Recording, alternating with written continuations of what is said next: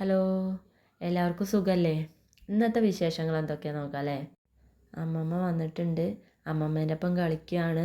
അതും അല്ലും മുത്തശ്ശി വിളിച്ചാണ്ട് പിന്നാലെ നടക്കും. അതും അമ്മമ്മേനെ കാണാൻ വേണ്ടിയിട്ട് സച്ചും ആദി അവരെ മോനാണ് ദിച്ചു, പിന്നെ അനന്തുണ്ട്, ബാബുവേട്ടൻ, അച്ചു, ഒരമ്മമ്മയൊക്കെ വന്നിട്ടുണ്ട്. അച്ഛനും അമ്മയും ചായ അടിച്ചുകൊണ്ടിരിക്കുകയാണ്. ഞങ്ങളെല്ലാവരും ചായ അടിക്കൽ കഴിഞ്ഞിട്ടുണ്ട്. കുറച്ച് നേരം അവരൊക്കെ ആയിട്ട് സംസാരിച്ചുകൊണ്ടിരുന്നു.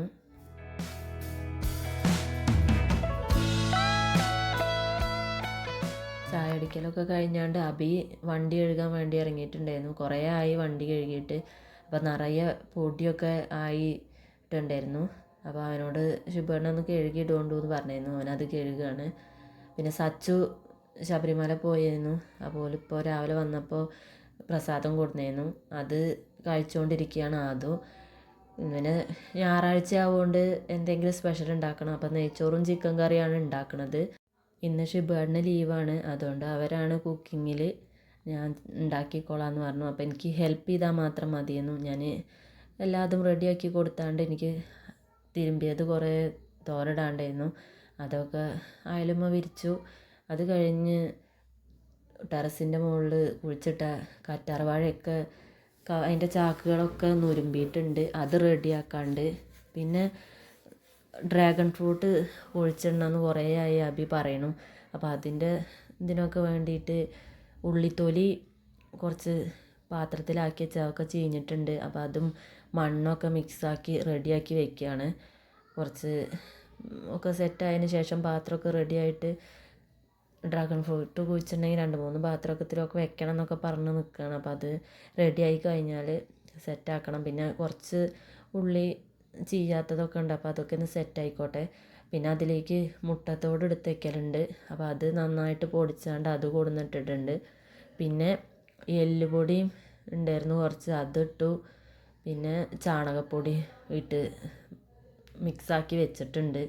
ഇനി ഒന്ന് സെറ്റാവട്ടെ. അതിന് ശേഷം കവറിലൊക്കെ ആക്കി മാറ്റി വെക്കണം. കുറച്ച് മണ്ണ് ഞാൻ ഇവിടെ ആദ്യം ഒരു ചാക്കിൽ കൊടുന്ന് വെച്ചതുണ്ടായിരുന്നു. അത് മതിയാവില്ല, കുറച്ചും കൂടി വേണം. അപ്പോൾ കുറച്ചും കൂടി താഴത്തുനിന്ന് പോയി കൊടുന്നിട്ടുണ്ട്.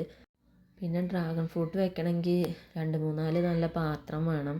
അപ്പോൾ അത് താഴത്ത് പനിക്കൂർക്കൻ്റെ ഇല മാത്രമുള്ളൊരു 2-3-4 പാത്രങ്ങളുണ്ടായിരുന്നു. അത് പാത്രത്തിൽ നിന്ന് പറിച്ച് നിലത്തേക്ക് ഇറക്കി കുഴിച്ചിട്ടിട്ടുണ്ട്. പിന്നെ ആ പാത്രത്തിലെ മണ്ണ് കൊടുക്കണേ ഇവിടെ കൊടുന്നിട്ടു.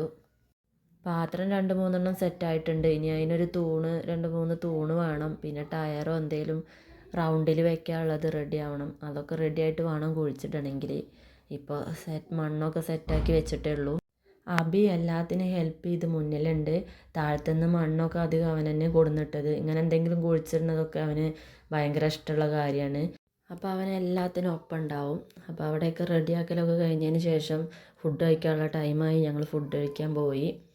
അപ്പോഴേക്കും ആദ്യം എഴുന്നേറ്റു. ഇത്ര നേരം അവന് ഉറങ്ങിയിരുന്നു.